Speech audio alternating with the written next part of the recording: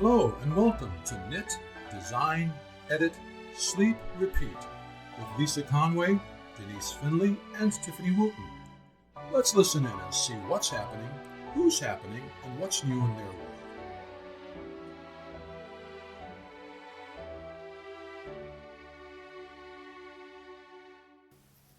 Today, we're going to share our thoughts on Gauge.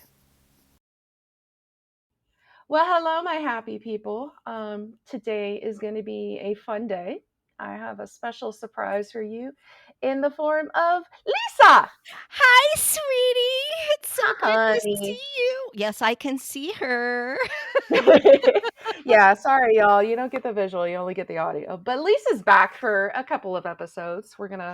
She's gonna jump in and out over the next few weeks as she's able to. So, how are you, my dear? Let's let you give the update for Oh, once, rather than the Sparkle coordinator and shall I I give filling the in. whole story or the shortened version? No, give them Um, the shortened version.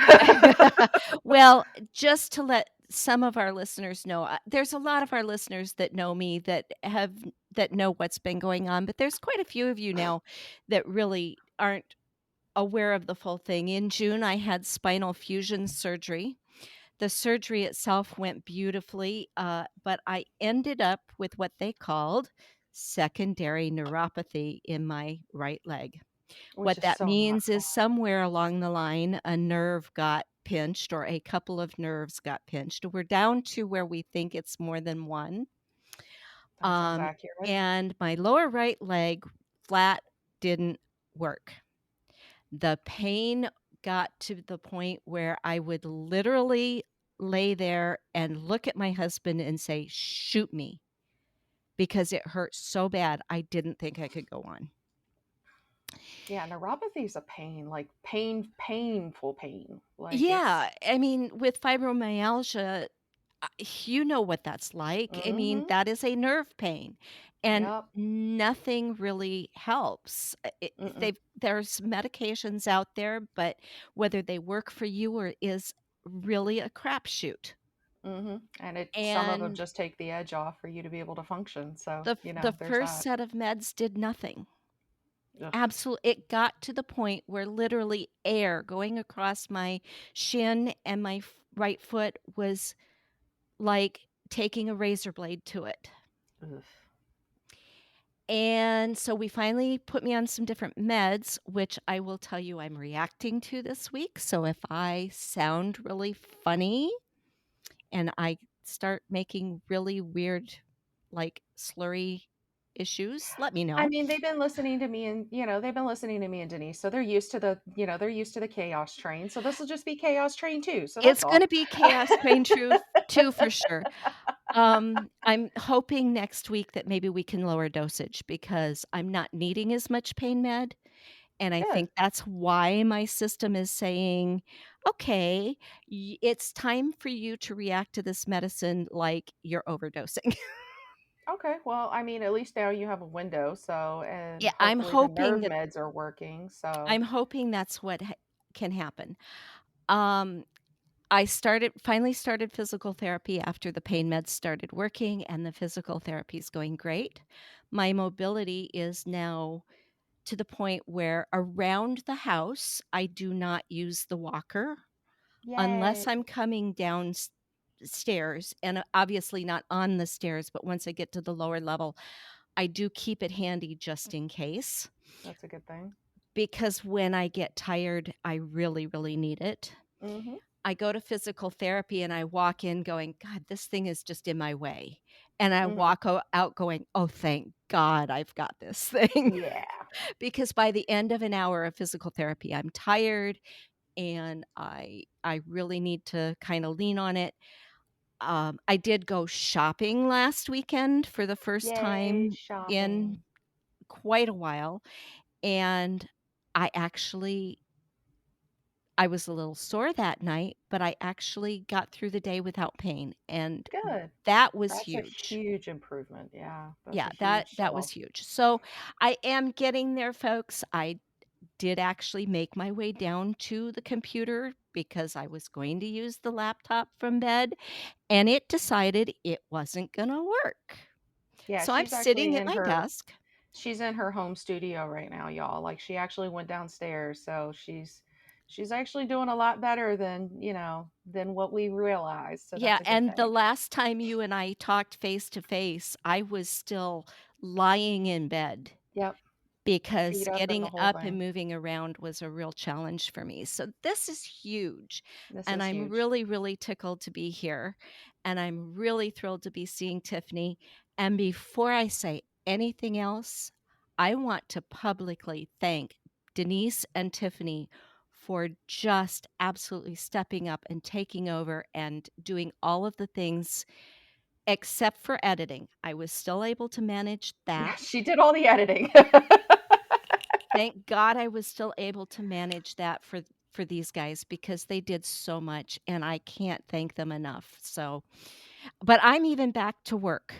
I have Yay. edited excuse the little chaos train that just walked through I mean, jumped the look, fence. dogs decide they need to participate in the podcast too. It's fine. Our little white floofball came running in and was like, "Hi, mom, I'm going to participate." She was very excited to hear mom's voice, I'm She sure, was very because excited. I have kept myself separate from her quite a bit because she jumps Yeah. and leg pain and a jumping dog don't work. No, not really. Um, but yes, so like I said, I am so thankful you guys have been there. T And I started to say I've actually done 2 edits this week. I've got a 3rd one in my inbox. So I Yay. Getting am back back to to work is work. a good thing. I am back to work. Um, I have a grading job sitting there. I'm still trying to communicate with the designer on that. So yeah, I'm doing the things. You're So doing the things and you're getting better, so that's a good thing. yeah, Progress is good. yeah. So, y'all Well, have heard it from the horse's mouth today. She's doing a lot better, so that's a good thing. yeah, very good thing. So today, what I want Tiffany and I to really address is gauge. No, everybody All of the hates little Gage. infinite things that we don't think about when we're designing and gauge.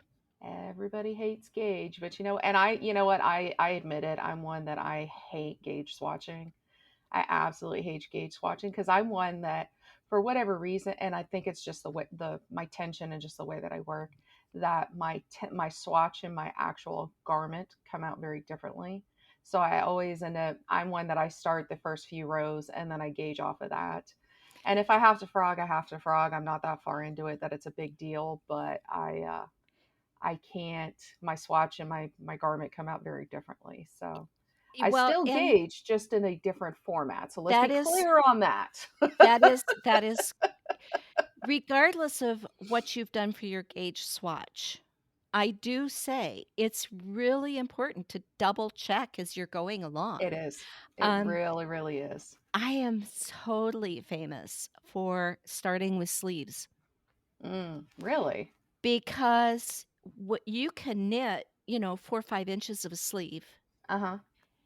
and get a really good gauge Uh huh. off of that. And if you're doing the sleeve in the round, and you're doing the body in the round, if you're doing them flat, whatever, you do the same for your sleeve as you do for your body. But Mm-hmm. if you end up and your gauge is really wrong, you're not Mm-mm. ripping out a lot. That's a really good idea and a really good point. I haven't done all of my garments have all been tank tops, so I don't have to worry about sleeves. I just Well, yeah, kinda living with 110-degree look. The for weather weeks is on just end, yeah, it's yeah. sleeves aren't a big deal in your neck of the woods, but No, the shoulder covering to be able to wear it to work is about as far as I have to go. And even then I just wear a sweater, so it's fine. yeah, so if you're in air conditioning, though, sleeves can sometimes be really nice, Mhm. Very much so. even if it's a lightweight gauge, something or other. So, I am famous for starting with sleeves. That's a good idea. I never thought of that. Um, I'm famous for not gauge swatching for hats and things like that. Yeah. I a hat, it's gonna fit someone. That's true. It's just a matter of if it's the person you intended or not. Socks. I start toe up. Hmm. It's real easy to tell if that sock is wide enough, Yeah. right? Toe up, I can see that being a thing. I do toe up two at a time. That is like the only way I knit socks anymore. Well, actually, I've only done one pair of socks in all the socks I've knit that I didn't do two at a time. Oh, wow. Whether I did them Probably top your very down or first, toe up, I pr- always do them two at a time. probably your very first pair too, before you knew about two at a Nope, time. nope. I started out two at a time. It Oh, was wow. last summer. I had picked up this cotton sock yarn and decided I wanted to try those little 9-inch needles. Circs. Yeah, the little 9-inch circulars, and so I did them one at a time, Yeah, and it was the first time ever that I did my socks one at a time. I do most of my sleeves two at a time. I can see that being useful too. The key with doing those things kinds of things two at a time isn't so much how much time it takes to do it, because you're gonna put basically the same amount of I time was whether gonna you say it do all one ends or up both. being the same at the end. At the end, yes, doing two at a time slows you down per row. But by the time you're done, you've actually invested pretty close to the same amount of time that you would Hmm. do one at a time. But here's the key. If I need to do increases or decreases on my sleeves, which you usually do, you want some sort of a taper in most sleeves, you're doing your increases or decreases at the exact same time on the exact same row. So you know your sleeves come out. The Your exact gauge same isn't going shape. to change on the second sleeve. Your your increases or decreases are done at the exact same time. They come out exactly the same size. And that's good to know. And that's a good trick for our listeners who are a little more advanced than this baby knitter right here. But yeah, that's a good thing to know is and I that's why all I've ever seen is like 400 stitch markers on sleeves to make sure that they get the, the decreases in the right spot and that kind of thing. And usually they're color coordinated in some fashion of regular, regular decrease, regular, regular decrease. And so if you're doing them two at a time, that makes a lot of sense. Yeah, you don't have to pay as much attention. You know that you're doing the same number of decreases. Hmm. You may want to mark the decrease on one sleeve so that you can count how many you've done, Hmm. or you can track your row counts on a piece of paper or with a stitch count, a row counter Row counter. on Yeah. your. I've got one on my phone. I've got one on my iPad. Yeah. I've got a dozen of them around. I think we've already put out the episode where Denise and I talked about tools and or tool talk 2.0, and that was Yep. one of the things we talked about was the various row counters available. So yeah. Yeah, there's thousands of them out there, and there's great electronic ones. I love having one on my phone because no matter where I go, it's with me. Hmm. Mine, And and that's what we talked about, is the one that I use is yeah. electronic as well, and it actually syncs between my iPad and my phone. Because Yep. yes, I'm Team Apple, y'all. Don't hate me. I don't want to hear it. I don't. It works well for my life, and the squirrel head right here. If I squirrel, I can open something up, and it's right there. It doesn't matter which device it is, and I Oh don't have to yeah, remember what device I was on. I was going, what was I doing? Yeah, the it's right there. joy So. of the joy of Knit Companion. Have you learned about Knit Companion I yet? don't have Knit Companion. I have Row Counter. And Okay. so Denise, I think Denise was talking about Knit Companion as well. The lovely part of Knit Companion on Apple. Hmm. Now, it does work on Android. It works a little differently because they developed it later, and so some features are a little slower to catch up. But they're doing it. Yeah, it's just a matter of it working. But my Knit Companion syncs between my iPhone, my iPad, and my computer. Oh, nice. You pay one subscription Hmm. and it covers all three. Nice You do not have to pay a separate subscription for the computer for app. each device. That's good to know. Um, it's just one cost and it works across to all of them. So, Yeah, I went with Row Counter because it does knit and crochet, but it syncs across the iPad and the phone both, so I don't have to worry about it because those are the two that I typically use when I'm stitching. So, because they're both mobile, and Right. usually I'm stitching on the sofa or in the bed, or, in the Exactly. car when we go play in the mud. So, yeah. Yes, I actually got to do some of that just last weekend. Look, you remember how great car knitting is. It's a wonderful Yeah, thing. that's lovely. But All right. so anything that helps you track where those changes Decreases. in Yeah, stitch changes. counts are. Even if it Getting is an increase or a decrease. Yeah. but getting back to pattern and gauge, Gauging. um, if you are recommending a crochet swatch, how large of a swatch do you recommend people do?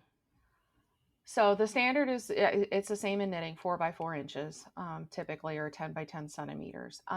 When anybody asks me personally how big of a swatch to do, especially in like a test chat or something, I will actually tell them to make probably closer to a 6 by 6 or an 8 by 8 square, because you want to get the 4 inches in the middle for your gauge. You don't want to go edge to edge, because the edges sometimes usually end up very, very wonky.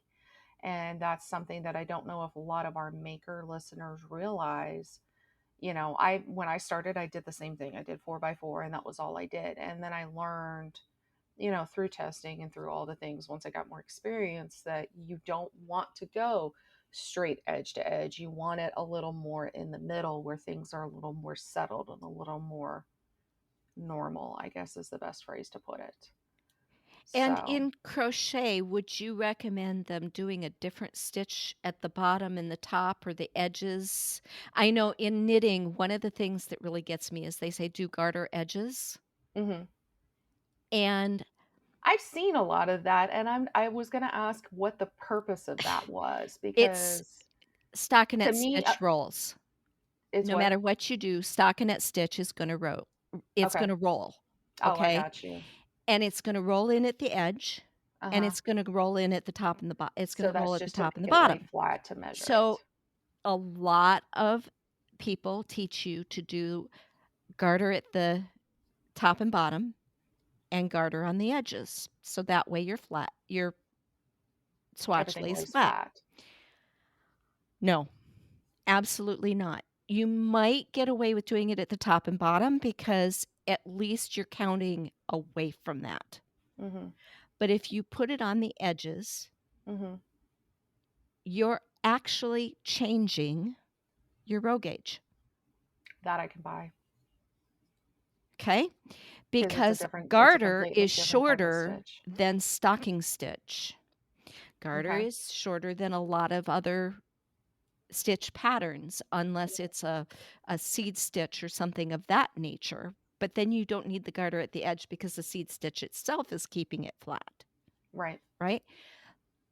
But because garter stitch is shorter than stocking stitch, it is going to affect your row gauge, And it's gonna make the row even if shorter. you measure a couple inches away from it. Interesting. Because it makes your if you could expand your row and really magnify it and look at it, it makes your row kind of peak in the middle And tapers out. and taper That makes off at sense the out. edge. That makes sense. So while it may not affect your stitch gauge, it will affect your row gauge. And if your row gauge is important for your pattern, Yep, because like there it are can very patterns. well be, I've got a hat pattern that I'm hopefully going to release about the end of the month. I'm I've got to get the initial set of photos and then I can put it out for my testing. It's been tech edited. It's been regraded twice I mean, look, it's a thing. Hats are because hard. the first tech edit showed me all the holes in my grading job. Um And that's why we anyway, edit. We have somebody else edit our work, is because we can't even see our own holes oh sometimes. yeah. Oh yeah, and it was big holes. Let me tell you, when you're trying to do things on drugs.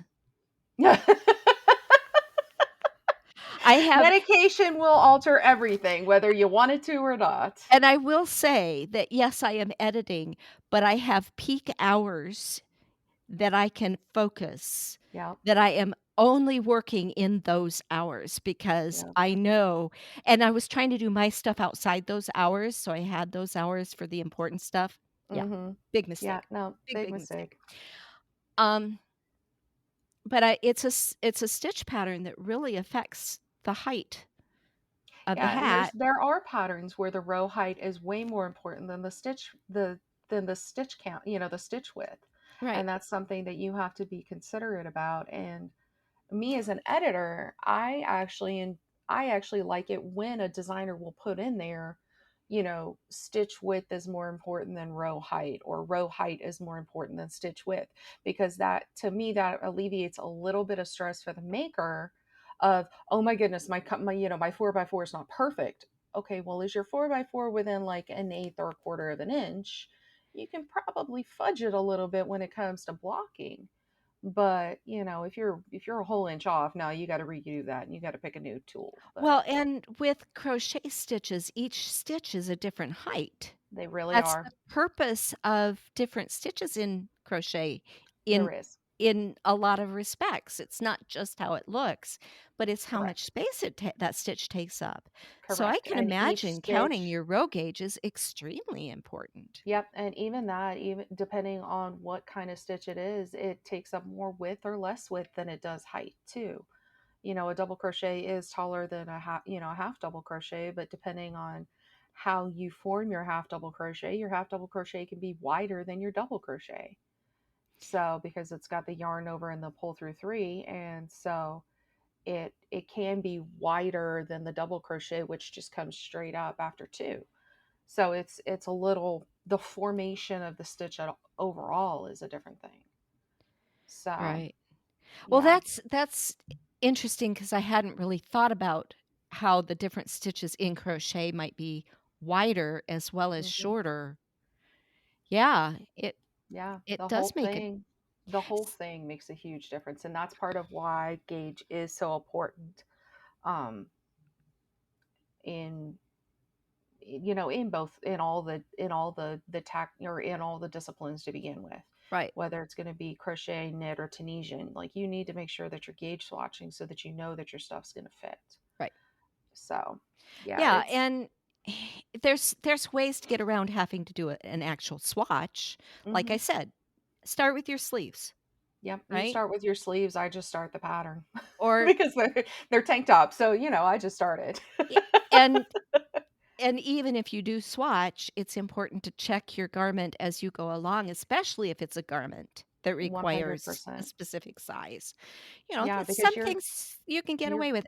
I your love gauge changes as y'all work. I don't know if any of our makers realize that, because and this was something that I learned very late in my workings, was if I'm stressed out, or if I'm upset, or some high energy emotion, high emotion, we'll call it high emotion, it changes my tension. yeah, And you change your tension at your bust line, and your garment's going to completely change. So yep. that's something that you guys need to make sure, we all need to make sure that we are checking as we go, because it makes a huge difference on the fit of the garment. Have you ever sat and watched, like, a thriller movie, something that's got some high and realized that what you were working on now suddenly got 10 times tighter than what you Uh-huh. were. Uh-huh. Yeah. Uh-huh, Yeah. even what And we're. have to frog out the last 20 rows that you did? Yep, Yep. 100%. Uh-huh, Yeah, and it. that's my point. That's my point on it, is depending on what you're doing, or and I don't, if I'm watching videos like that or movies like that, I have a tendency not to stitch because I know what it's going to do to me. But at the same time, That's you when I have to be love to pull out self-aware. that's when I love to pull out my spinning. Yeah. It's It's gotta be probably something really that good for requires a flying. high Yeah. spin, like cotton is Yeah. perfect for those movies, I bet it is. because I hate sitting and doing nothing, Yeah. right? I am not comfortable anymore with just sitting, and Hmm. especially after this last summer. There was, like, 2 months I couldn't knit at all Yeah. because I could not focus. My the I'll tell you, when you're in pain, nothing happens. Mm-mm. Nothing at all. And even the thought of doing anything hurts, and the thought of doing anything is draining.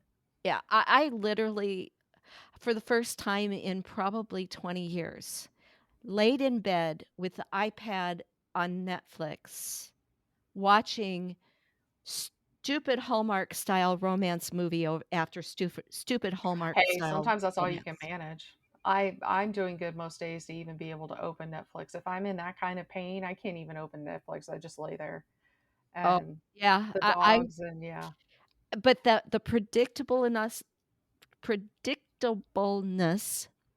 we got it, of predictability. the, Yeah, you know, the boy meets storyline. girl, Yep. conflict between boy and girl come together at the end. Yeah, it's a comfort. It's a comfort thing. It totally was, and Yep. it was the only thing I could do. Yeah, it's a comfort thing. I usually go back into my Disney movies. I'll Yeah, go back into Disney movies I grew up with or Disney movies that my daughter watched when she was younger, the Disney Channel movies themselves, because they're, I know they're all happy. They all do the same thing. They all end up in the happy thing. And Pollyanna, look, I love me some Pollyanna, okay? Like I'm a Pollyanna girl through and through, and that's actually one of my comfort movies I'd is actually The gotten Glad really Game and Yep. yeah. I had actually gotten really close to putting the Disney app on my iPad for that very reason.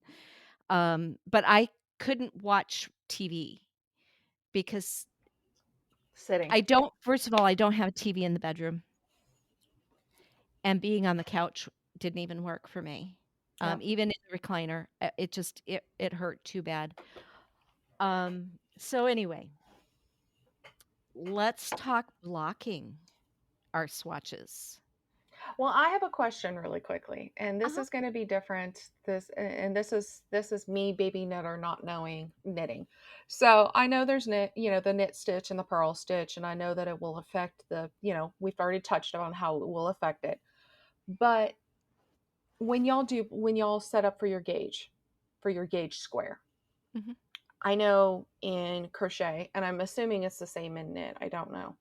We prefer to use the most used pattern or the most used stitch in the pattern. So like if it's a garment and most of the body is done in half double crochet, we want a square and half double crochet. And then maybe we want a square done if there's like something special along the neckline or something. We want that done as well as a separate thing so that you can make sure you get your gauge because if you do lace, maybe you need a different hook size for lace for it to be the same size. Do you guys just do a knit stitch? Do you just do a purl stitch? Do you do the lace stitch? Like Oh, what is it in knitting? well, most designers are going to tell you in their gauge information what stitch to use to check Mhm. your gauge.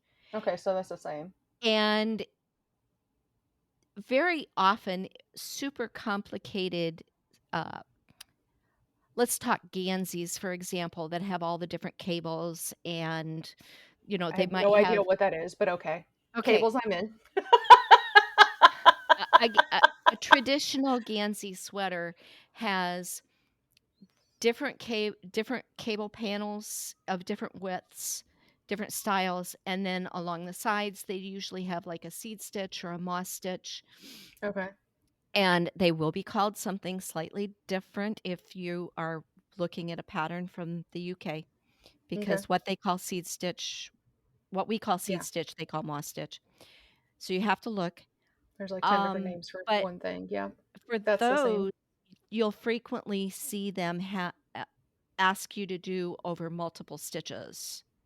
Okay. So that because cables will, um, br it brings your work in, so Yes. your stitch gauge changes over the cable because the Yes. cable itself makes it thinner, Yes. the fabric thinner. Same So thing. you'll get a smaller stitch gauge for actually, you'll get a larger stitch gauge over the cable than you will get over stockinette stitch because it's more stitches per 4 inches, Yeah. right? Because it brings it in. Um, so look at the pattern and look at what the designer recommends. Do you prefer the designer to put something specific? Oh god, yes. Oh god, yes. I If they haven't, I ask them, "What was it done over?" That's like one of the first things you look at. Mhm. Um, and I've got a couple of designers. I've got one in particular that I work with so often I've quit looking because I know. I check her translation because she's had it translated into English, and sometimes her translator misses things, but I don't worry about it because I know she's covered that part of it.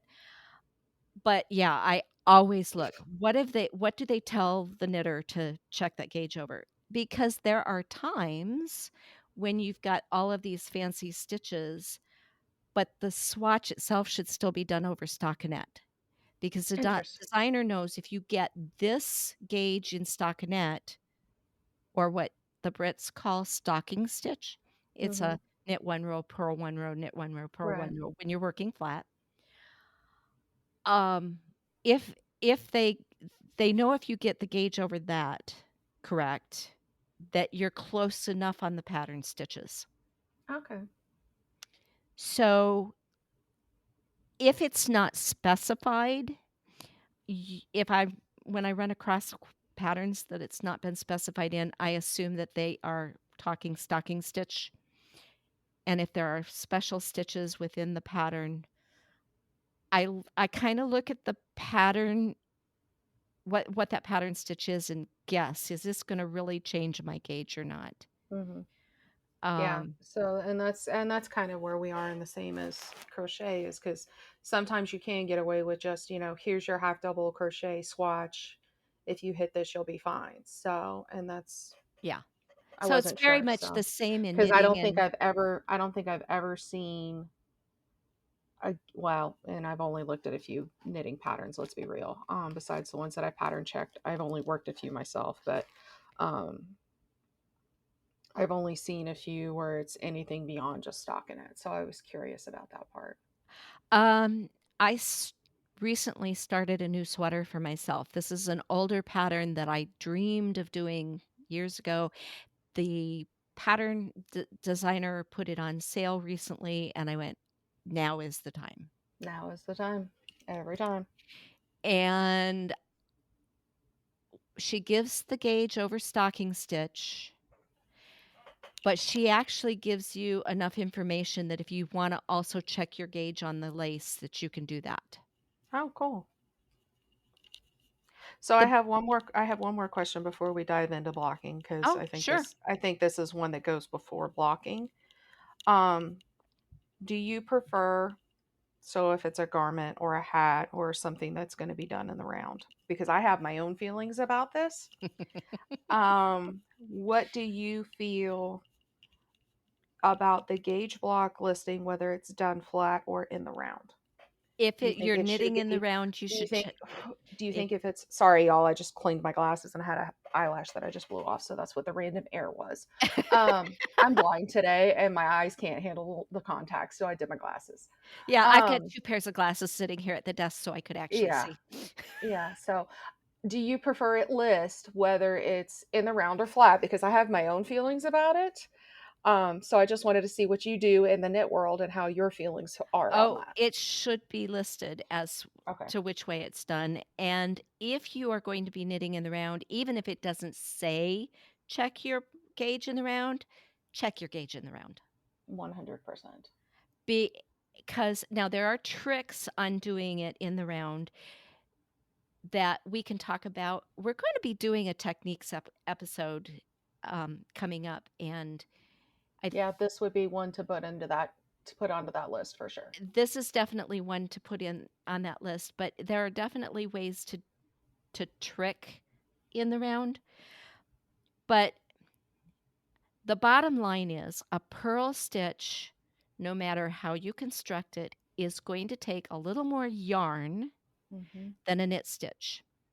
So purl stitches are going to be a little bit bigger. Yep. There's ways to do your purl stitch so that it's not too much bigger than your knit stitch. So it's visually the same, but it's still going to take more yarn. It's still going to Mhm. be bigger. So if you're going to be knitting something in the round and all you're doing is the knit stitch in the round and you try doing a flat swatch, your gauge is going to be different. Even I your discovered stitch that with my gauge last tank top. is gonna be I just different. I discovered that with my last tank top. I was able to knit and purl in the round. Came out beautifully. I went to the flat section, and yours truly did not gauge that part in the flat section. So I got to the flat section, and everything just went kaplooey, and I was like, ugh. So Well, it went and into timeout for like 3 weeks until I could bear dealing with it because everything was in the flat, and my tension changed so badly. It was awful. especially when you get into the rhythm. Hmm. We talked earlier about how it's gonna change depending on what you're doing, and as you go along in the project, in the round especially changes as Hmm. you get into the groove, Hmm. because you quit paying attention. Hmm. That's why I love it. When Yeah, exactly. I love just sitting there knitting, and that's what my habitation throw is my yes, I'm still working on it. People don't give me crap. Yeah. It's my Shame on you, shame on it's you. my brainless, mindless project, and then I've got my that's part of why I started this tank top is it's just enough brainless, mindless right now that it'll be pretty once I can bear the part of the lace. So, and Right, I should right. have the Well, brain and power for that's that kind of the soon. thing with this sweater that I just started. Granted, there are lots and lots of decreases and then lots and lots of increases, but it's all just flat knitting. It's all just And back that's and nice. forth, Yeah. and I Yeah, once I you get can into the sit in a groove, you're meeting fine. and I can't do this. I can't record and pay attention to this while doing it, No, I can't either. but, like, I mean, I could, but it wouldn't be very pretty. One of them would suffer, and I'm not gonna make our people suffer. So, I can sit and listen to my course. I am taking another grading class right now, and I can sit and listen to the videos hmm and knit. and still Yeah, pay close enough attention to the videos yeah, to be keeps your getting what hands I busy to need. focus. Yeah. Yeah. So in crochet, this is something that I don't know that a lot of designers do in crochet, but most of my designers whom I've been working with long enough, they have all gotten to the point of flat or round. Done in the flat or done in the round because it does make a difference to your garment. Now, we don't have the cheat, to my knowledge, we don't have the cheats that y'all do in knit to be able to work it in the round. You legitimately have to make a swatch in the round, but y'all like the fit and the way that the stitches stretch in the round or move it stretch is wrong. The way that they move in the round is going to affect your gauge, and that's going to be something that y'all need to pay attention to, especially in a garment, because you want it to fit around your bust correctly. You want it to fit around your arms correctly. You want it to fit around your hips correctly. If you're wide in the hips like me, you got to have it fit. So, you want to make sure that if it is done in the round, that it is you swatch it in the round because that's going to make a difference. For crochet, your swatch will be probably closer to 12 by 12. Well, 12 by 6 if you my suggestion is 12 by 6 or 16 by 6 because that way you get enough movement in the round because you are going to have to construct the whole thing in the round. So you make it when you cast, when you cast it on, you're going to cast it about 12 to 16 inches so that you can complete a full, get the full circular movement but still be able to measure it flat on the table. I have a question that leads to. So, When you are looking at a crochet pattern at the yarn usage, mhm. do crochet designers figure in enough yarn for that big of a swatch? I don't know. Some do, some don't. Me personally, as a maker portion, that's what I always overbuy so that I have the separate yarn for the swatch. That would be something for the designers that they do need to consider. I haven't seen a lot of crochet patterns. This is something that I think is picking up in crochet where they're saying in the flat, in the round, whatever it is, because it does make a difference to the fit. So you need to make sure that your gauge does fit correctly, or your gauge reflects it correctly. So I don't know if they actually math it in for the usage, if that makes sense. Uh-huh. So, Well, as a great pattern grader in knitting, mhm, um, it's important for me to check with the designer. Mhm. because we calculate how much the item is going to take, and then you Mhm. put in a 10% or a 15% buffer for Mhm. the swatch. Yeah. That's what I do, and I check with my designer. Do you want 10%? Do you want 15%? And Yeah. I don't give them the choice to give 0 Mhm. unless they wanna put a second line that says, "Actual sample garment took X amount," Yeah. right? I and that's kinda what I'm thinking of doing in my hat pattern. My hat took X amount, Yeah. um, but if you want a swatch, I've calculated, this much extra in. Yeah.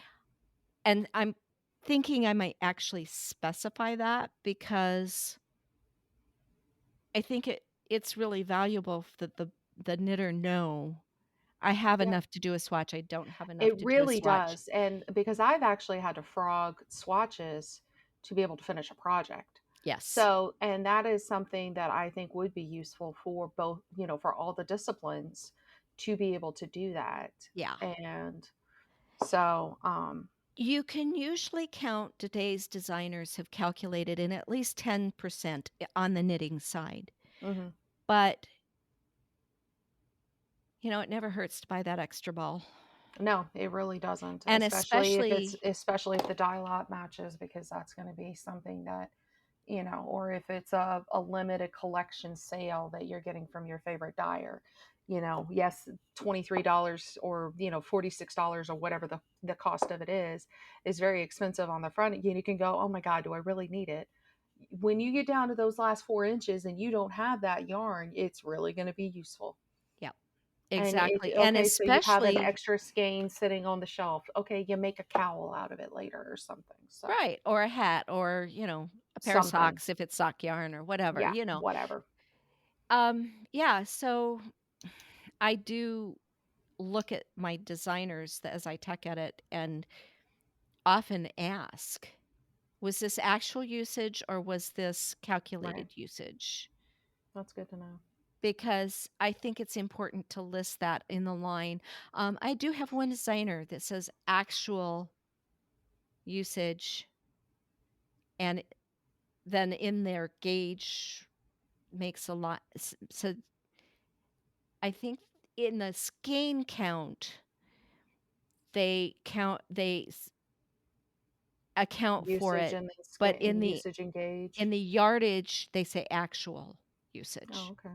So the if you calculate out, because when I'm looking at the tech editing and I'm calculating, okay, they've said it takes X yards, how many skeins is that?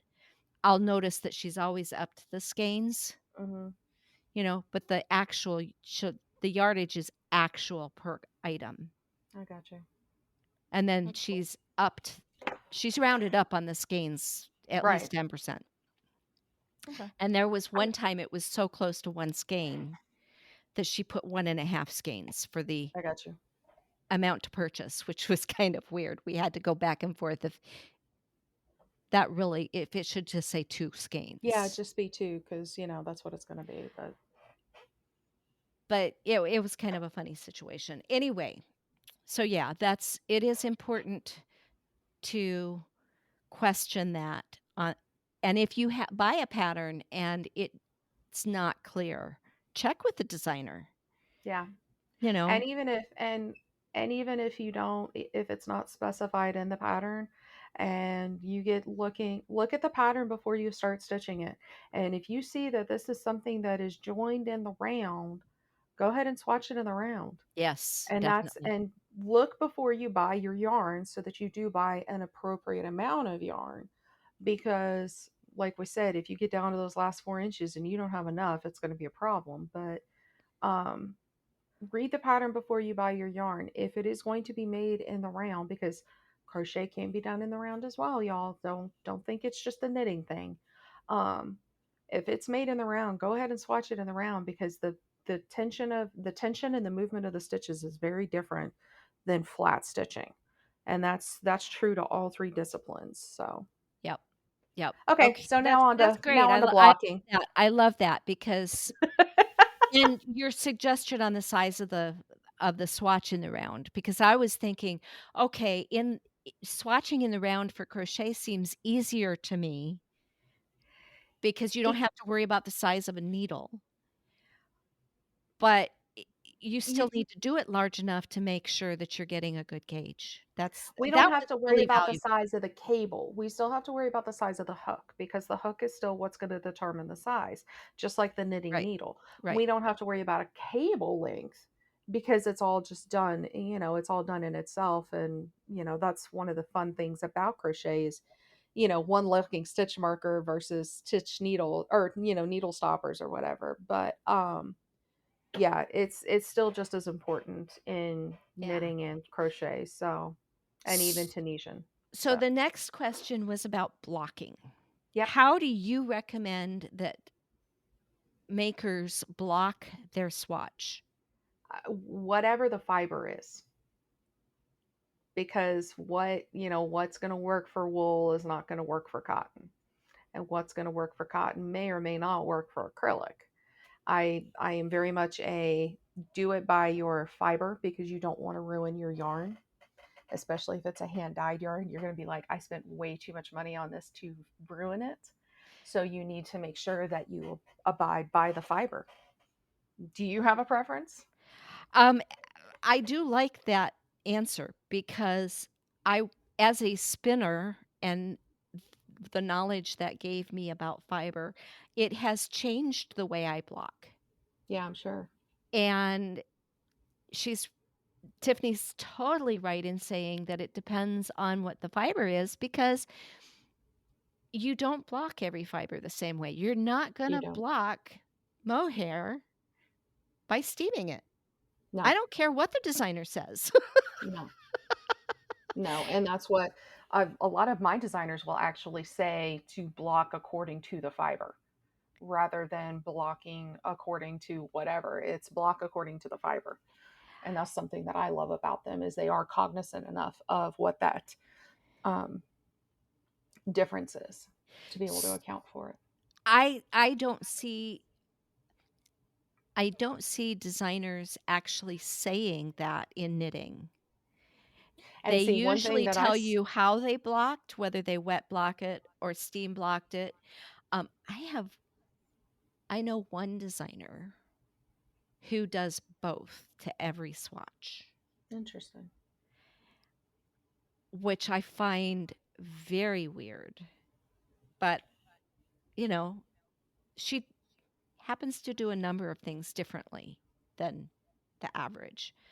So But do knit designers list on the swatch gauge whether it is blocked or unblocked? usually, yes. Okay. Yes. Almost And that's always it's blocked.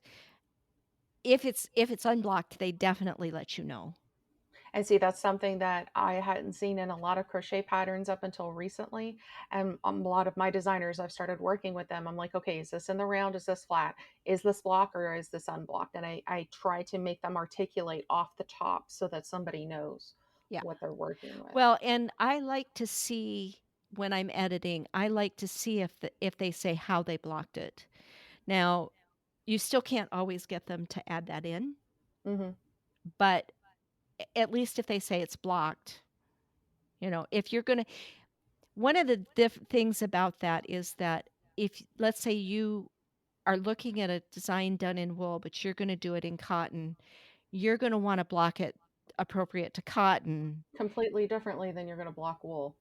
And as long as you know that they blocked their swatch before they moved on, you can block appropriately. And that's one of those things is I don't me as an editor, I don't necessarily ask for the how did you block. I just want to know if it's blocked or not, and then I'm going to hope to a point that the maker has enough um, working knowledge to Right. know how to block that fiber appropriately, and if they don't, then they look it up and they figure it out. Right. But I Yeah. don't I personally don't ask for the specific on how they blocked it because that I think that gives a little bit more freedom to the maker. I will if I think it's a fiber that maybe they steamed, Hmm. simply because steam blocking isn't as common. I think steam blocking is a lot harder. Yes. If you don't have a handheld steamer, I think steam blocking's a lot harder. It's a pain in the butt. It's So total pain in the butt. I have an iron that I tried it with once, and I was like, okay, we're going back to cotton. Yeah, yeah. Um, Oh my goodness. where I have a question here. Do crochet designers ever include blocking information in their finishing? Most all of my designers do. And a lot of the designers I've seen recently have blocking is definitely taken a hold of the this part of the fiber community in the last few years. So most of them will say, and this is again where I say that a lot of my designers, and I think a lot of the outside designers I've worked recently, like where I've worked their patterns, they say block according to the fiber. And yes, it kind of feels like an out where they're not giving anything specific, but at the same time, they're not, like you said, you're not going to steam block, mohair over, whatever. And you don't want to, Right. I think that gives the designer a little bit of leeway where they aren't held liable, for lack of a better word, for possibly ruining somebody's yarn because they said, well, steam block your yarn, and somebody Right. goes, well, you just ruined my yarn because I steam blocked it. Well, at the same time, you as a maker should know you shouldn't steam block some yarns, but Um, well, and this is a little tip for our listeners too, is if you're looking at the gauge and you're questioning how you should block the gauge swatch, you might want to check out what the line is in finishing because yep. if they're in any way specifying, okay, for example, lace, they may just say, do your gauge swatch in this lace pattern and check it blocked. But in the finishing, they're going to tell you more detail about how they blocked it. Did Mm-hmm. they aggressively stretch that lace out? Yep. Or did they just lay it Gently flat? lay it out You and know, pin it. so Yep. the finishing detail can actually give you some information on how to block it as well, Yep. right?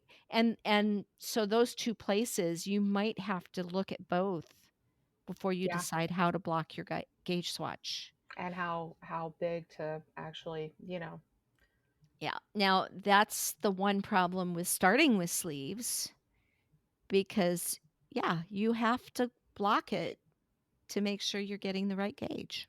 mm-hmm. Or starting your sweater and doing your few inches and checking your gauge. What's blocking going to do to it? Yep. Right? So you have to take the time to put those stitches on some sort of a holder Yep. and And block figure it it out. and figure it out. Here's another thing I'm going to mention. We talked about not my preference for not doing like a garter stitch at the edges. Mm-hmm. Consider how your cast on and your bind off affect your block. 100%. Um, if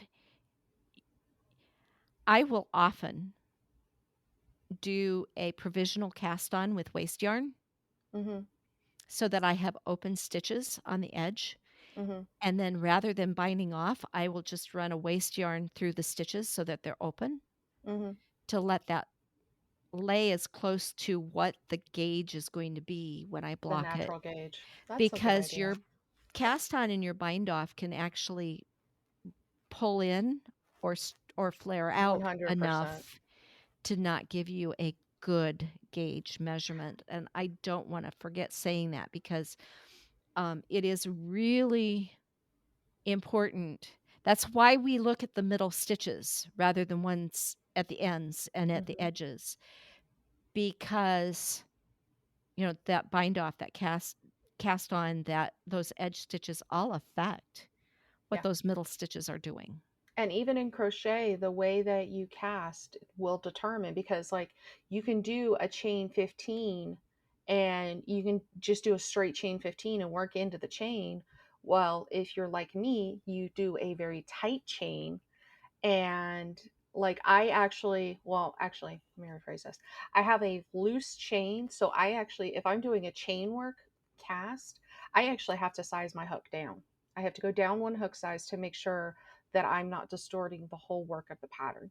And that's something for crocheters and even Tunisian crocheters to think about, depending on how they're starting their work, is you may need to go down a hook size to start your project, to make sure that you are not distorting the whole thing. And because the first couple of rows it's going to look normal, but once you start getting up into that further, those further rows, and you're going to start measuring and start looking, you're going to be like, oh my goodness, I'm so far off that it's ridiculous. And I had to frog quite a few patterns before I figured that out, that about myself. And if I start off with a foundationless chain, foundationless stitch, I also do the same thing. I size down on my hook so that everything stays more natural and works together more Yeah, than. and in knitting, it's usually the opposite. It's usually having to do something at the bind off rather than Hmm. the cast on. Yep. Although I've seen people that like cast on over the needle twice, I have to do that. hold 2 needles together I have to do that. to I have get a to. loose enough cast on, Yep. I have to do that because um, I'm too tight. or up their needle size when they're binding off to keep from pulling that bind off too tight. Yep. You will see comments, bind off loosely. What does that really mean? I hate when it says bind off loosely or cast on loosely, even in crochet, because to me that's so subjective. That doesn't give any definitive. You need to specify bind off loosely where you are not pulling your stitches. Bind off, finish loosely, whatever the case may be. But It's an I'm not a fan of interesting. subjective. Yeah, it's an interesting comment because what does that really mean? And the bottom line, it means don't bind off loose enough that your stitches don't pull your work in, right? Hmm. That's the goal. And Yeah. do whatever you have to do to make that happen. Well, if that means going up a needle size so that the Yeah. bound off stitches stay a little bit bigger than than the So that everything stays stitches where that it were in the should. body of the work, Yeah. that's what you need to do. Yep. So a definition for you all is when they say bind off loosely, it means bind off so that your work doesn't pull in, Yep. whatever that takes. Yeah. Whether it's a different hook size or a different needle size or whatever the case may be. Well, here's the next question. You and Denise talked about different needle and hook materials. Hmm. Does the hook material affect the size of your stitches in your rows at times? Even though they're both H needles, but a wood versus I don't know that it necessarily affects the size of the the the stitch. stitch. Sorry, lost my word. Y'all, It's it's a okay. day. We've It's a been here day. long enough. It's Um that time. Look, it really is. I don't know that it necessarily affects the shape of the stitch as much as it will affect your tension. Because if I'm fighting with a grippy with a grippy hook, where the grip and the hook and the yarn aren't moving nicely together, and I'm having to fight the stitch, that's going to affect my tension. It's just like knitting. It's the same thing. If that needle isn't sliding through and you're fighting the yarn and the needle, same problem. It's just Yep. I don't know that it necessarily affects the shape as it will affect your tension. And I think that's the key with different style needles in knitting Yep. too. How the stitch is 100%. That sliding across the needle can that moves affect how across you're all of it. creating that stitch and Hmm. therefore make it. It does, in fact, in the end, change the size of the stitch in Yes. knitting It will because, eventually it will, because it affects your tension, it affects the size of the right. stitch also. But to me, it's more of the maker versus the hook itself, and that's where I'm going to make the distinction. Is if it's an H, it's an H. It's if it's an H, it's going to be a, what is it, a 4 and a quarter, something like that. But if it's the right size, it's going to be the right size. But your tension is eventually what makes the stitch size. Right. So, and if you're fighting a stitch, then you're going to, it's going to mess with your tension. Well, So, and and that's why it's good to have different types of material on hand, whether it's going to be different needles, different hooks, different, whatever. right. I've got three different kinds of H's over here that I can grab and show you. One's acrylic, one's stainless steel, and one's aluminum, because it's all different. Right. And even the different metals. You mentioned Mhm. stainless steel versus aluminum. Um, how that affects how the stitches move on the needle Yep. in knitting will Yep. affect how that stitch is created by your hands and Yep. therefore affecting the stitch gauge. So if you're not getting gauge with a particular knitting needle, Try a it different may not material. be the size of the needle that's the problem. It Yep. may be the material of the needle. So it And might be important. For example, knitting with silk on a metal needle where it's super slippy, you are not gonna get good tension on on that mm-mm. stitch. I don't care. Well, I suppose there are some knitters out there that it wouldn't really affect them that much. I think the friend of mine that's been knitting with silk has been knitting with her typical Chow metal needles. Personally, I would switch to a wood needle that has a Yeah, little less I would slip be on a wood needle too. because And I know that my stitches would get loose and sloppy. yeah. And the other thing to consider, because you're saying that it's going to affect your hand, is with crochet, this is where ergonomic tools come in as well. Because I discovered, I don't know, 5 or 6 years ago, and I've talked about this before, where I can't use straight metal hooks anymore because it pulls the warmth out of my fingers and it kicks my arthritis in where I can't stitch, which eventually affects my tension. So every hook that I have that I use on a regular basis either has a handle or is a non-metal hook. And most of I prefer metal, the metal throats on hooks to begin with, or wood.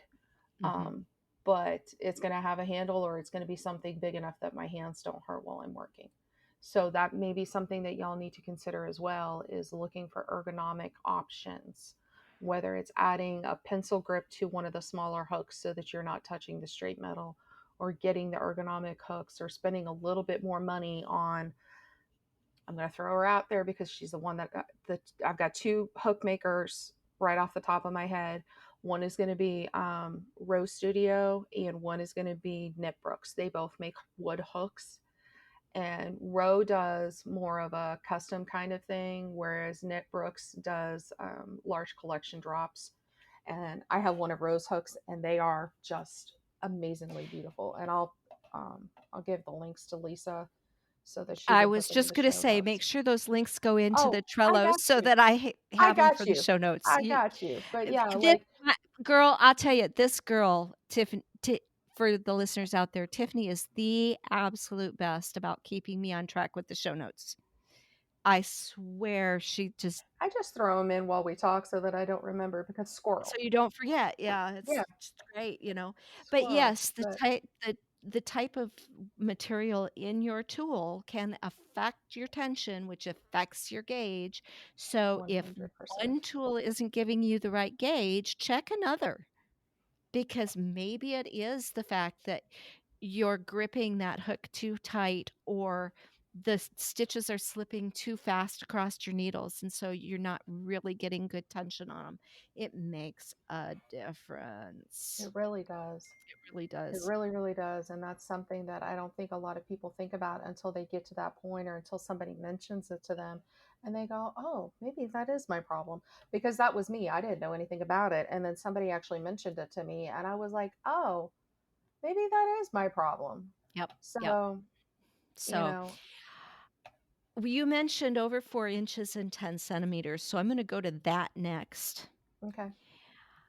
When you are doing metric, imperial to metric conversion Mm-hmm. in crochet, Mm-hmm. what mathematical formula do you use? Do you use divided by or multiplied by 2.5 or multiplied by 2.54? Um,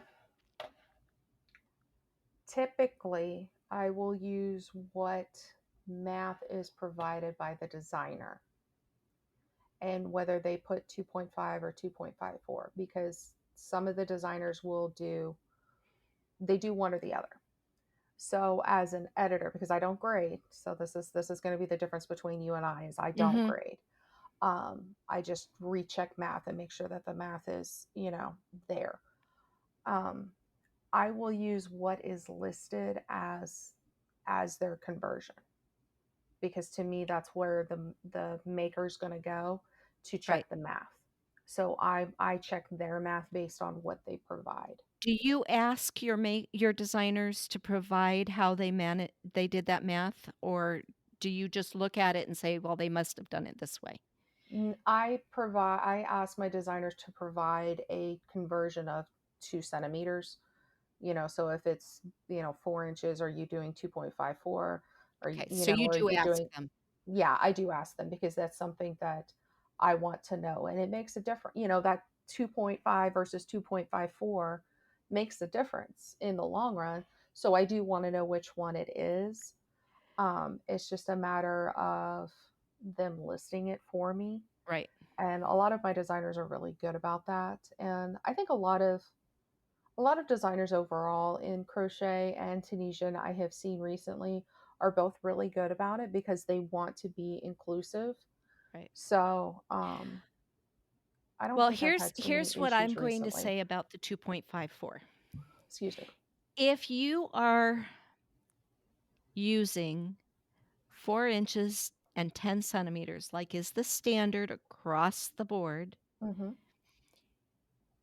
and you start checking your stitch count against a measurement that was converted using 2.54, your stitch count is going to look off, Yes, it will. because if they've gone from 1 inch equals 2.54 centimeters rounded, okay, it is not going to be the same as 1 inch equals 2.5. Yeah, So, and that is going to be a difference. So as a designer, I would prefer them to list which way they do it. yes, it's so it when your maker starts checking their gauge over 10 centimeters, okay, and then they look at the schematic and they say, "Well, that should make a garment of this size, but that cast on of 90 stitches makes it this much bigger Mm-hmm. or this much smaller." I can't Mm-hmm. remember which way it goes. I think it's bigger. It's because you've converted using 2.54. Yeah, So when I grade, I'm very careful to use the 2.5, because I actually grade most times in centimeters first, because I it's think that's easier. and then I convert to inches Yeah, because it is easier. The numbers round better. yeah. It's a Centimeters are little more more exact. precise. Yeah, Centimeters are it's a more little more precise. exact. Exactly. But if I convert my inches by 2.54, my inches are now going to be off based on those stitch counts. So oftentimes, even instead of converting, I actually have my spreadsheet set up so that as I choose my stitch counts for each size, it automatically fills in both the inches and the centimeters, Mm-hmm. but the centimeters are done based on 2.5. Nice. It uses the exact gauge, because I have a gauge sheet and it says, okay, so I've got 20 stitches and 26 rows to 4 inches and 10 centimeters. It actually calculates the number per inch and the number per centimeter based on that correct division. Yeah, And that way, it just fills it in, and I'm not converting anything. that's a good thing. I'm really not. Okay, so just to interrupt really quickly, because I've just put the links in for you for the show notes. The other two hook makers I'm going to throw in here are Miramar Woods and Pink Plumeria Maui. And so there's going to be four makers, four hook makers. And Knit Brooks is doing knitting needles as well. She does hand done knitting needles as well. Oh, wow. So with attached cables, they're not detachable, but they're attached. But they're so pretty, so incredibly pretty. So I yes, can't wait to knitters, see I them. got y'all. I got y'all knitters. Knit Brooks is the one y'all want. But they do the four girls work together a lot for International Women's Day, and so that's how I found out about the other three, was because I Yeah. had followed Ro for something, and she's actually a hand carved studio I had followed her for something, and then they did International Women's Day, and so I found the other three, and that's how I found out. So I got y'all. There's Lovely. 4 makers that will be in the show notes for y'all. Fantastic. Absolutely So fantastic. So, if you're checking your gauge and it doesn't seem like it's coming up with the right measurement, it, well, but my gauge is right and I've cast on this number of stitches or I've done my initial chain and first row and I'm getting the right gauge, but the measurement isn't the same as what the schematic says, double check whether the designer has done it with that 2.54 yeah, because that can change. And it's real easy to tell. Just take their stitch gauge and divide it by 2.5 versus dividing it by 2.54 and it'll tell you. yeah, yep, It yep, it'll yep. it'll come out wrong if it's on one of them. Yeah, and it does make a difference Yeah, it because really one is does. way So more I'm a exact than big the other. proponent of using that 2.5 for the centimeter conversions because otherwise those numbers don't look right to the person using centimeters. Yeah, I think most of my makers use 2.5 just because it's easier. But I use, when I'm checking their math, I use whatever they have listed. Okay. So, Here's so another thing I'm going to say that might come out kind of controversial. You do your gauge swatch. You do your sample, okay? Because no designer creates a pattern and then doesn't knit or crochet a sample. So they've got, they need it for the photos, they need it hmm for double check your gauge on your finished product. that sounds like you've been through that one once or twice. Yep. Your gauge on your gauge on your finished and your gauge on your swatch can be two very different things, and that's what we talked about off the top, where I said I typically don't swatch, I just dive straight into the project because my swatch and my project are two very different things. So yeah, Yep. that's definitely one of those things. Especially when I'm grading, if I don't have really super accurate measurements from that finished product, everything I grade is going to be off. Even if Yep, I grade based on the gauge, yep, right? It's not going to match. It's the difference between one size and the next is determined by that sample. yep, And your gauge very likely could be different in the sample, and the gauge you use in the pattern should match the sample. yep. If you're knitting a scarf and you're putting in a gauge based on a little tiny swatch, and then you finish your scarf and it's wider than that little tiny swatch, it's because your gauge changed in the knitting of the project. So 100% give use your final measurements to determine your to final determine gauge. your gauge. Now, there are a lot of designers out there that grade before they ever knit the sample. You absolutely have to make sure at that point that your sample matches the gauge. Or you go back and you fix your gauge to match So, based off of your sample to match what it should be. one of the designers I know that always does all of her grading and everything prior to any knitting, she also uses sample knitters. So, she has what she's done in her gauge swatch, and they absolutely have to match that gauge. hmm That's how she does it. I mean, So that's another option, but you have to make sure your gauge matches your final but product. that final That's the point. product has to match the gauge you use. It's Yeah. just got to one way or the other. And if it doesn't, then change your gauge. Yes. 100%. 100%. And I touched on this as I was talking about this, how that affects grading a garment, which obviously I do and you don't. When you grade a garment, you take your sample. That's your ground zero. hmm And every size you create is based off of that sample. It's this much bigger and this much smaller. hmm Now, you may not actually do the math that way 100%, but that is how you consider it. Yep. You've and if the if you've got 2 inches of ease in your sample, we're trying to match the same thing across the board. Yep. With some exceptions, we might actually, um, calculate um, the ease a little differently we do a little less ease on smaller sizes and a little bit more ease on the larger sizes, Okay. but that's a little bit. We're talking an eighth to a quarter of an inch difference Mhm. between sizes, Right. but it's only so that the garment hangs correctly on every size.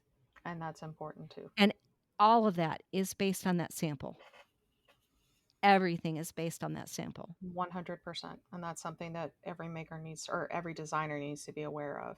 Yep, they really do. Um, and lastly, I'm going to touch on something. There are there's been an outcry, and maybe we'll talk more about this in techniques, about this whole size inclusivity and making patterns that are easily modifiable by every maker. Mhm. As a grader, I am going to say there are some modifications that can't necessarily be built into every pattern. No, there's not. It depends on what the technique is, and it depends on how the shaping is done, or One of how the sleeves are set in, or One whatever. of the biggest problems to calculate from a designer and grader's point of view is bust darts. Yeah. I can grade in taper all day long, right?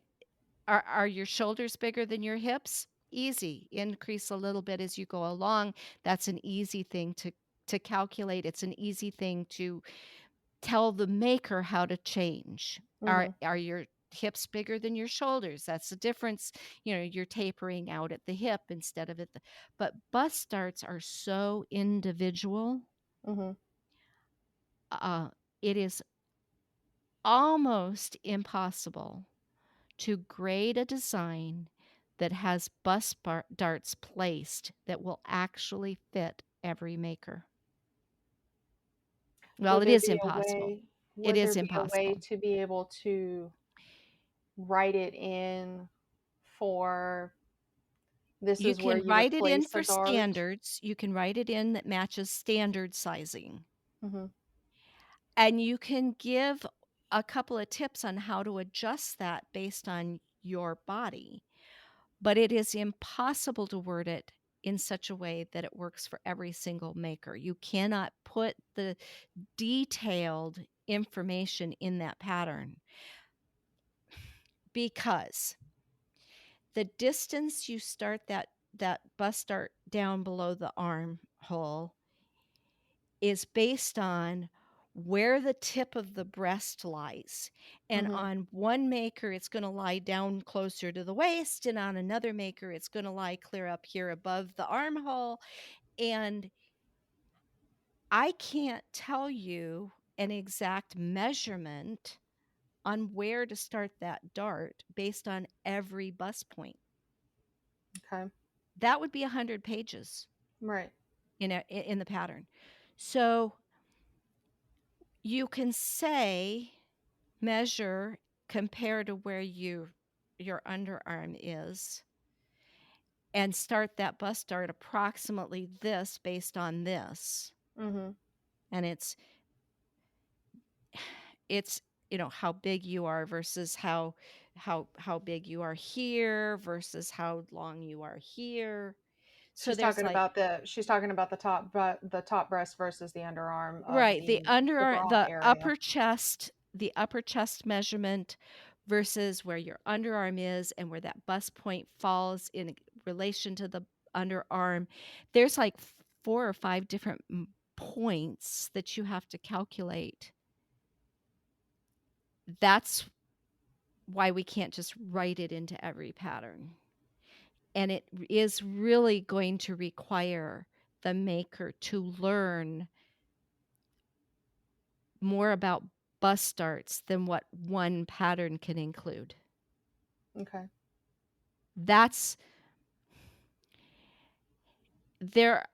I'm going to say Jill Wolcott, who I'm taking the grading class from, is attempting to create calculators that you can put your information into and it will spit out where you need them. That would be nice. She's attempting. Mm-hmm. Now, It's a how large far she'll get undertaking. along on that, because believe it or not, it's taken her and her employee 6 months to figure how to write the correct calculator for a yoke sweater. Yeah. They've been It's working hard. on it for 6 months. So It's hard. bus starts, I bet you anything bus starts are gonna take at least a year to figure out how to create a calculator, and even then, it may not be perfect for everyone. Yeah. It's just the way it is. So, if you need bust darts in your garment, I really highly recommend that you take classes on how to create bust darts. Go to YouTube and look at everything you can find on bust darts, and then hope that the designer has written a pattern where it's compatible with bust darts. And hopefully some designers out there will write patterns that state up front, this area is easily modified for bust darts. I mean, that's the It's thing. it's a kind of a goal of mine, and I know that it's also a goal of one of my classmates, because she wants design specifically for people who require that. Mm, Um, I'm really hoping that Amy succeeds because she's got some brilliant ideas on that. Um, and I'm learning a lot from her, that's good. you know. Um, we're all learning that together, and because she's so interested in it, it's just been a really valuable part of the course. Yeah. Um, but yeah, bust darts are almost impossible to include in a pattern without saying this pattern is compatible with Right. calculating your bust dart, Okay. because it's just so different on every single body. Yeah. Everybody's different, and that's And where it when you've comes in got for a lot of things. four different formulas you have to apply, multiply that over the number of sizes people want in a pattern, right? If you've got 5 sizes, you might be able to do it. If you've got 10. 10 or 12 sizes, which is the goal for so Yeah. many of us, there's just too many variables. Yeah. It's a thing. So in grading, I'm hoping that I can encourage my designers, at least on the bigger sizes, to provide space where that can happen. That would be nice because that makes a difference. Yeah. And gauge plays, both row and stitch gauge play a huge role in that Hmm. as to how it works. So once again, gauge and tension are huge, Yep, absolutely. and So that's what anyway, we've been I saying. went on a little bit of a soapbox there because it's been something that's been coming up in some of the stuff that's been coming at me. And I just wanted to state that there are just some things that can't be written into every pattern that is totally size inclusive, Right. because they are so unique to the individual body. And that's one of the reasons why we make the clothes for ourselves that we do, and why we love these crafts so much, is because we can make clothes that fit our That fit unique ourselves, bodies. yes. And I love the size inclusivity search, and the attempts. There's just limitations. Yeah, and sometimes that's a thing that's hard to accept, but we have to accept it. That a grader and a designer can put all the work into the pattern to make it size inclusive on so many fronts, but not everything can be done for everything. And Right. sometimes as a maker, and that's where, as a maker, if you want to modify, you have to do some of the legwork yourself to be Yep. able to do it. Yep. It is, So and just like knowing your gauge is the first step of doing any modification to a yeah, pattern. and just like with, blocking, you have to know what your fiber is to be able to block it appropriately, to be Yep. able to modify your pattern. You have to be able to have some background and knowledge on how to do that. I do want to go back to the blocking for just a second because we're talking about blocking to the fiber. Hmm. How do you recommend people block acrylic? Because acrylic Um, doesn't really block. I was going to say acrylic doesn't really block, so that one's really kind of a hard one. Um, Usually I'll either just let them cheat it, or I just say, try and wet block it as best you can, but you really can't block acrylic. So acrylic's kind of a Yeah.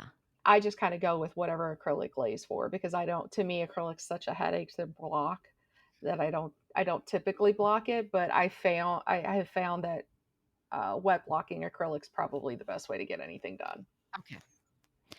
Well, we have chattered forever. Yes, we I have, and hope people have enjoyed our this poor train. listeners, I hope they haven't gone to sleep on us today, because we did We get on haven't a few tangents. we didn't have our sparkle No, we either. didn't have our Sparkle. Our Sparkle is doing well, though. Our Sparkle had to go off and do her own things today, so our Sparkle will be back in future episodes. So don't worry, she's not gone. She's just doing her own thing. She had her own eye things that she's been talking about. She came through that well, y'all. Just for those who were worried, she came through well. She's still on the path of figuring it out. Again, she's still on the path of recovery. Her Yep, recovery has been slower than anticipated, which is yep. the hard part. We have But that conversation of where the special cases, where the special cases. yes, So, I think that's just, our group. yeah, We're all part of that. special child case thing. Yeah. But Well, y'all, I think it's time for special cases to sign off for the day. yeah, it's time for food. And then I do Yes, have a food physical is therapy necessary. appointment this afternoon too. So Food is necessary. Well, y'all have a lovely day. Go find some food and hydrate. yeah, Hydrate. It's a yeah, thing today. I've Make kept my cup close by because Yep. that's another thing. These meds make my mouth so dry. Mhm. Yeah. Yeah. So, All right, y'all make guys. sure you hydrate. That's going to be As today's Tiffany ending. fondly says, you may please put your seats and Yeah. your tray tables in the upright position and call it a day. I absolutely love that. I just Y'all totally, yeah. return the tables to your upright positions and have a wonderful day, y'all. All right. Bye. Come back next time when Tiffany and Denise talk with Katherine Gibbs, a knit and crochet designer from New York.